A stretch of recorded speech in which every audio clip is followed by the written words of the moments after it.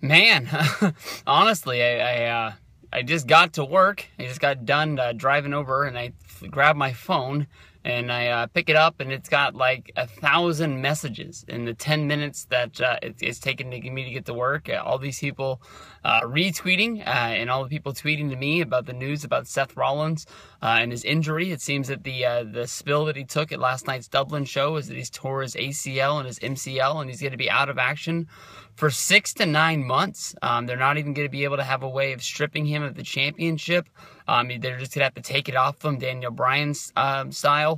And he's going to miss WrestleMania. He's not going to be able to have the match against Roman Reigns.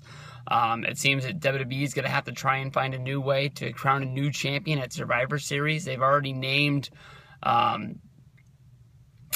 number one contender in Roman Reigns. The only thing that I can really think of them doing is doing the Fatal 4-Way over yet once again, because I can't think of any way to have a clear-cut number one contender unless you have, sort of like a championship ceremony where they're just going to give the belt to Roman and be like, you were the number one contender, so you're going to be the guy, and have Ambrose turn on him there, and then you can have Ambrose versus Reigns, which looks like was easily going to be, one of the things that they were looking forward to doing.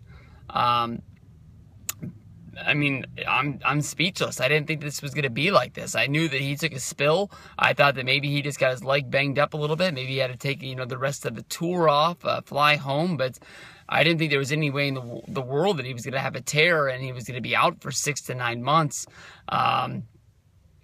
Justin's tweeting about me making a video right now. But, yeah, I'm very surprised that this is going to be happening. I don't even know what to do. I mean, definitely you can tell that Owens doesn't have anything. The rumor is that Del Rio and Swagger are going to be having a feud. That's something that even as a Swagger fan, I would understand if they passed on. And who was the fourth guy in that match? I don't even remember who the last guy was in there. It was Ryback, wasn't it? And, yeah, so Ryback and Owens not having an Intercontinental Championship match.